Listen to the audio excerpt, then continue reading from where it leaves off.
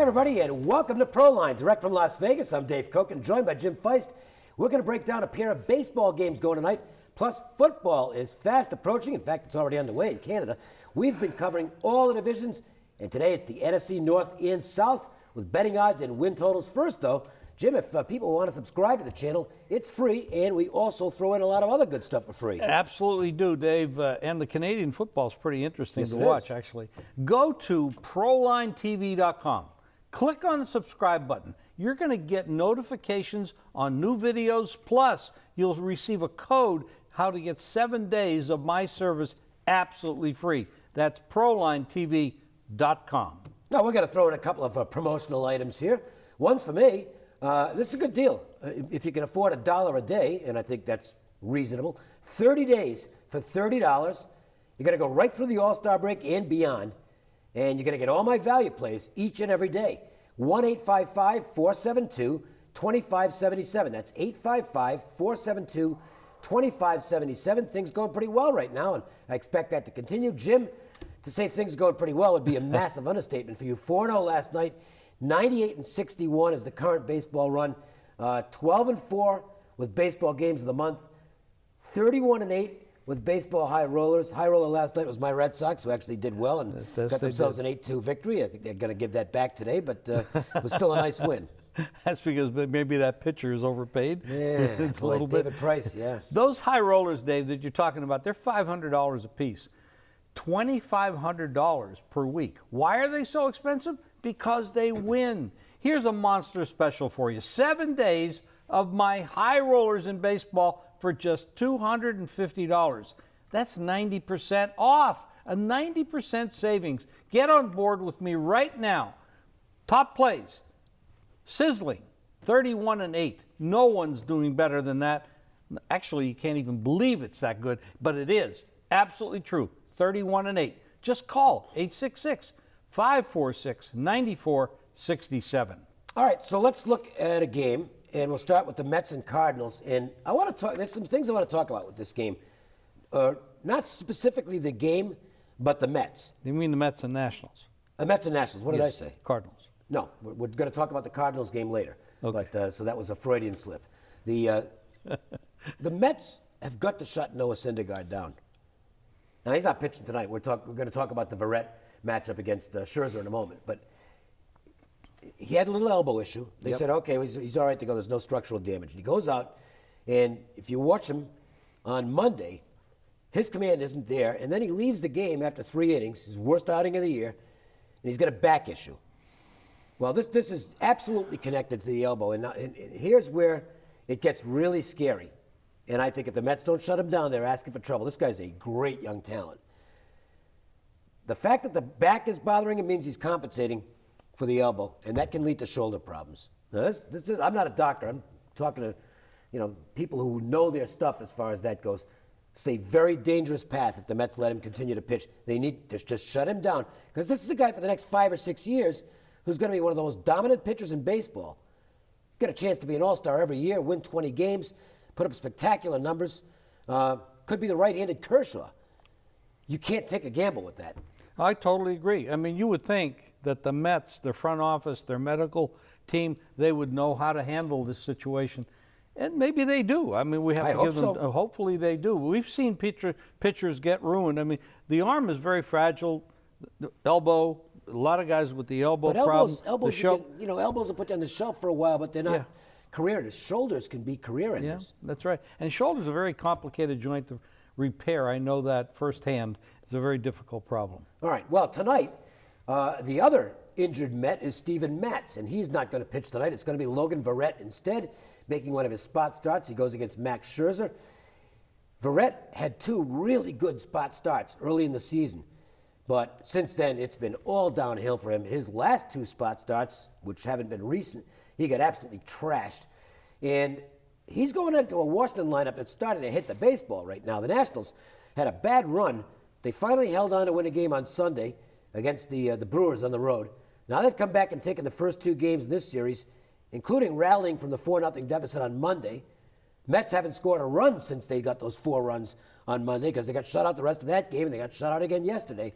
You got Scherzer on the mound tonight, and look, Scherzer's had some issues this year. He's given up 20 homers in a little over 100 innings, which is way too much.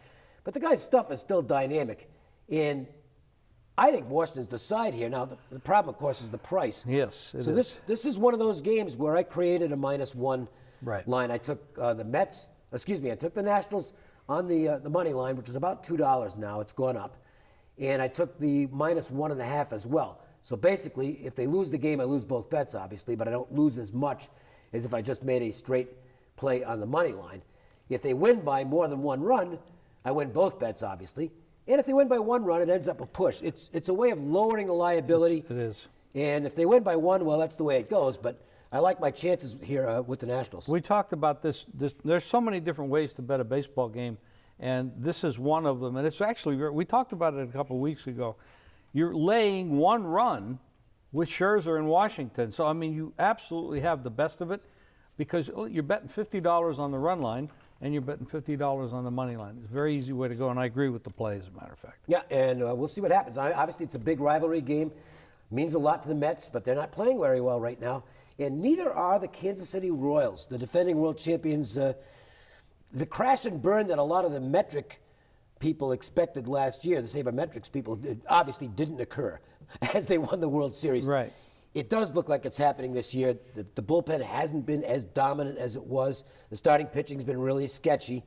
And they're just not as good a baseball team. They're still dominant at home, but they've really struggled on the road. Yeah, I mean, I think they swept Cleveland, which is the team they're chasing in their division, a couple weeks ago. And, of course, Cleveland's on an 11-game winning streak. So it shows you, and Cleveland was playing well going into that series. So they did pick it up at home, but they're 13-25 away. And this, of course, is an interstate rivalry with the Cardinals. This is a tough spot for Kansas City here, especially with this pitcher. He's been giving up a lot. The Cardinals are at 175 favorite. That's about where it opened. And this is another one of those lay the favorite, lay the run line. You see, you end up with 2 bets.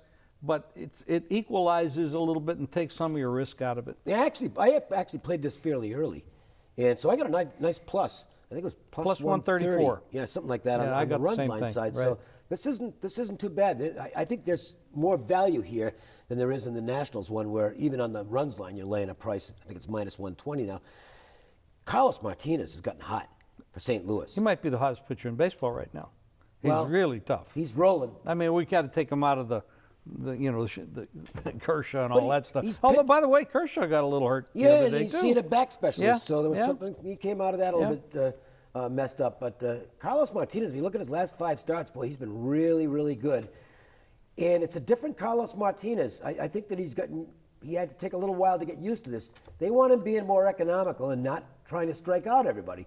Not that he's going to go out there and average 4 strikeouts per 9 innings or something like that, but one of the problems for Martinez was that he burned himself out trying to get double-figure strikeouts and stuff like that, and it just wasn't efficient. Now he's out there giving him 7 innings, getting 4 or 5 strikeouts, putting balls in play with a good defense behind him, and he's winning games. He's learning how to pitch. Yep. Throw some ground balls, miss a couple bats, don't get so much contact on your pitches that you're off pitches, and throw in that high hard one once in a while and get a couple strikeouts. That's learning how to pitch rather than being a thrower. This is the back end of the series. They played the first 2 games in Kansas City, and the Cardinals got them there last night, 8-4. St. Louis hasn't been a good home team this year.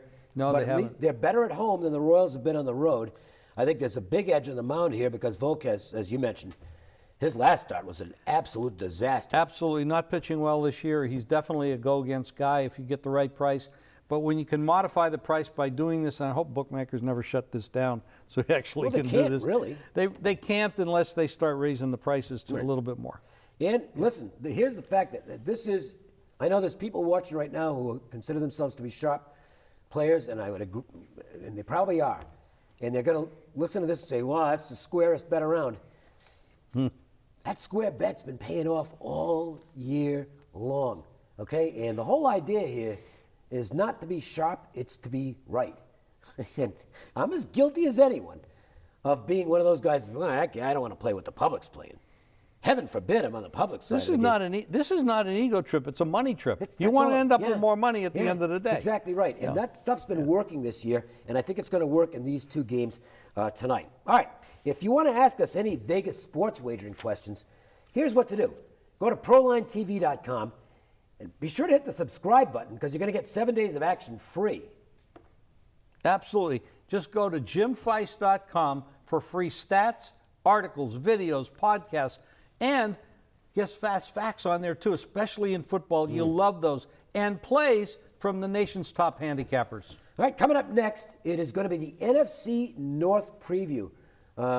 This is going to be a fun division. Packers, Vikings, Lions, Bears. Come back for that. All right, let's talk NFC North. And it does look, it's July, or actually it's still June. And you're not supposed to write off anybody just yet, but I'm looking at the rosters for the Bears and the Lions, and I don't see how either one can be a winning team. So this looks like a 2-team division. The Packers and the Vikings. They're both good football teams. We know the Packers are going to be in the mix. The Vikings are the team that really interests me, though, because I think they've got a real chance to move up this year. I like the coaching. I like the fact they can run the football.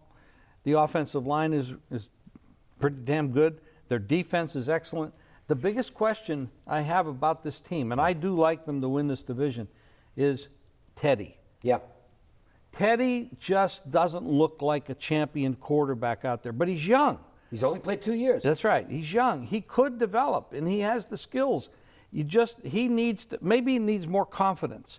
But they have good coaching, good running, good offensive line, good defense. They've got it all. They blew it last year on a real Well, chippy. guy's got to make that field goal. Unbelievable. But this is a good team. I think they repeat. They win it this year. Well, I really like Laquan Treadwell. This is a guy he's a terrific receiver. And I think he's going to be one of those rookies who steps right in and makes an impact. So now Bridgewater's going to have, I think, a really dangerous target with good hands. And that could help him a lot. Peterson looks fine. I mean, he still averaged 4.5 yards per carry last year. Amazing player. He's just a phenomenal player. Yeah. I like the defense. And that's where I think the big separation is. It's between the Packers and the Vikings. I'll still take the Packers offense, especially with they're getting a healthy Jordy Nelson back. That's huge. Aaron Rodgers can still play. I know he's got other interests, but he's a great quarterback. Eddie Lacy appears to be in better shape than he was early last year. He's lost a lot of weight. Well, he's not Eddie Lacy at this point. Okay, he's back to Eddie Lacy. He actually played well at the end of last year.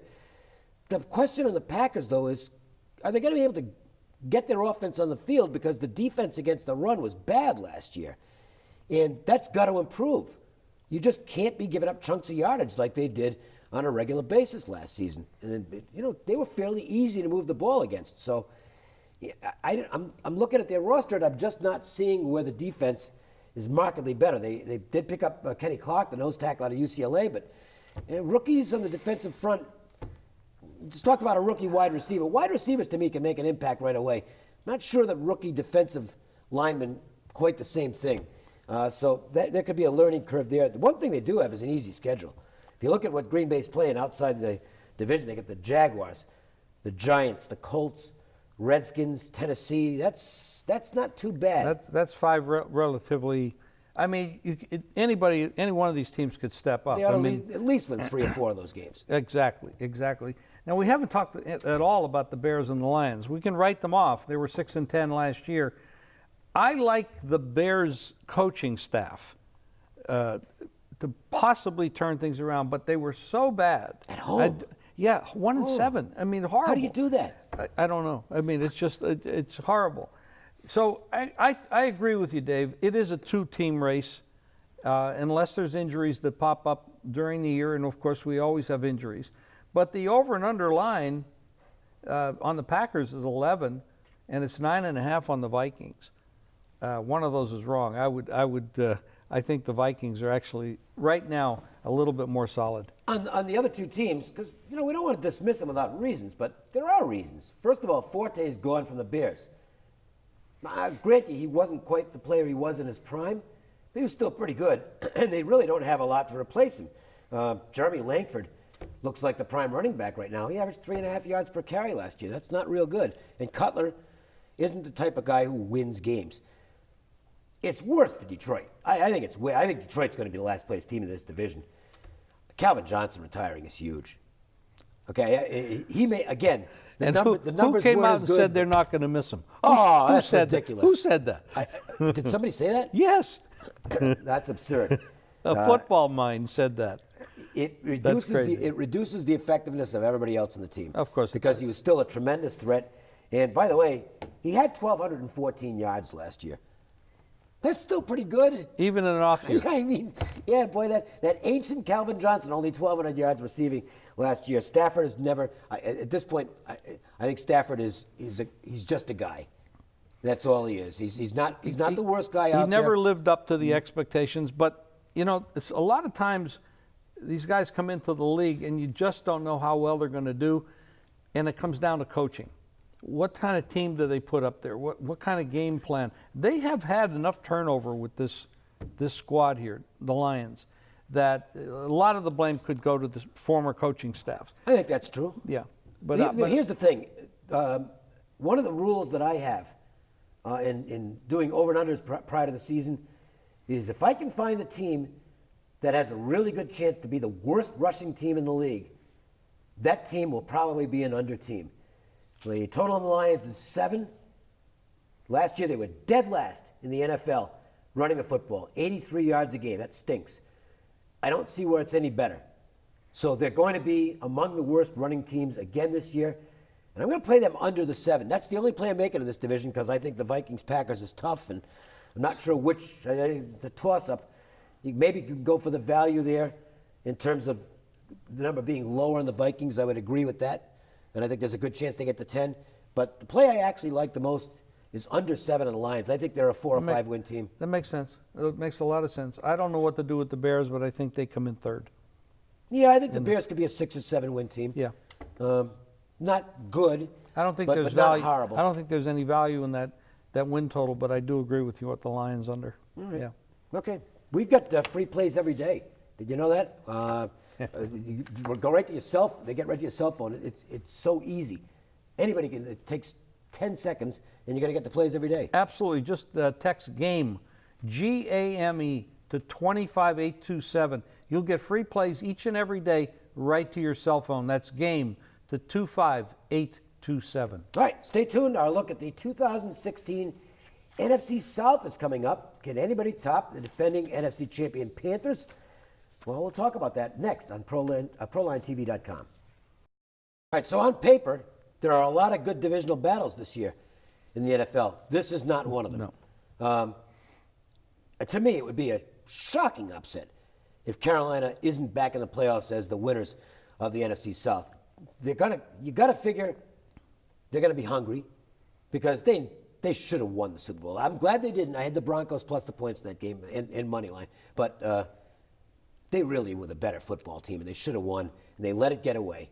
And so they should be hungry coming in. The hot seat stuff with Rivera is long gone. Cam Newton is clearly one of the better quarterbacks in the league. There really aren't any holes in this football team, which stands to reason. I mean, they had one loss last year until the Super Bowl. That's right. Dave, I agree with you. They were the better football team, but I think maybe they choked a little bit. You had Peyton Manning, who was basically the Walking Dead. Yep. I mean, the numbers for him last year for the whole year and in the Super Bowl, atrocious. But somehow the defense stood up. And Carolina, I didn't like the game the way they were coached. Their game plan looked bad. It was an embarrassing effort by this team, and I do think they're going to be angry.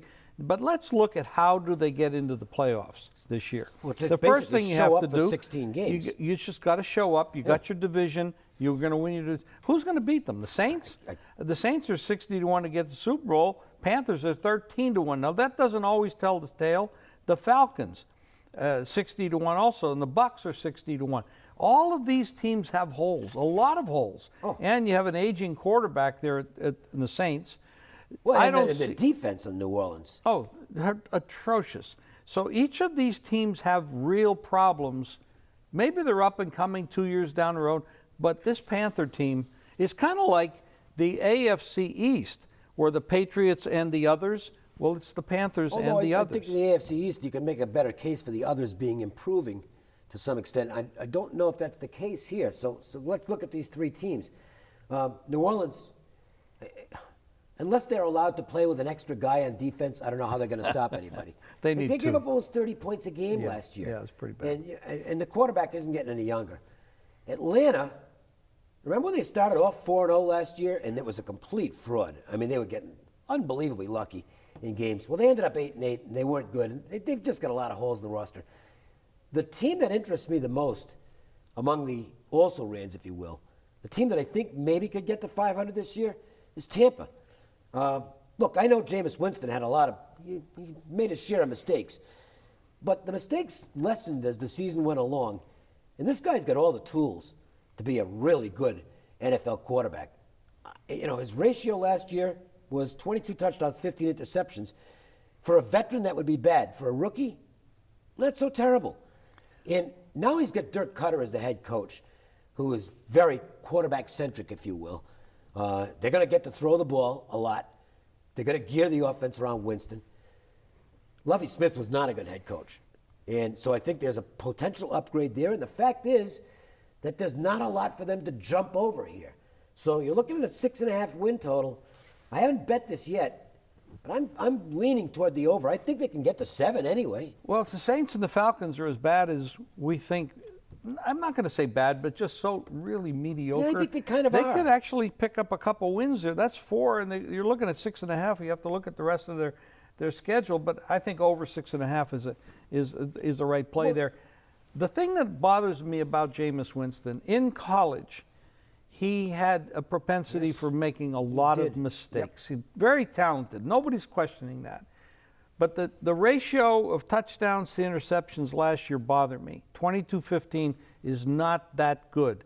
He's going to have to show me that he can pick up and improve off of college and improve off of his first year.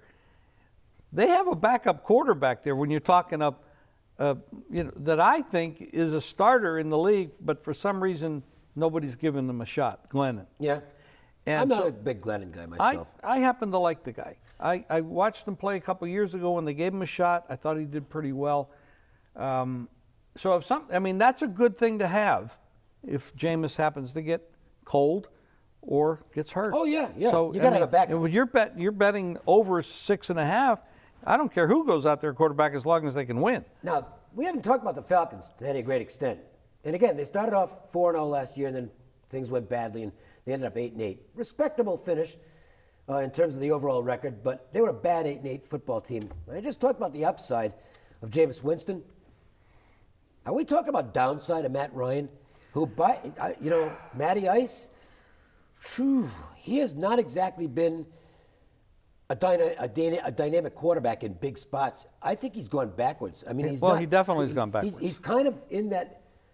I kind of put him in that Cutler Stafford mode now, where he's okay. You look at his one, he's going to move the team up and down the field, but he came into the league. He just hasn't gotten to that. And once a quarterback gets to the point where he's not getting to that next level, they have a tendency to level off, and I think the team starts to lose some confidence in them. Well, he had, I agree, 30 sacks last year, which is not, that's not the worst. His ratio was worse than Winston's. Yes, 21-16. They had their injuries, of course, everybody does. They picked up Mohamed Sanu, which is a great player. They have a lot of improving to do.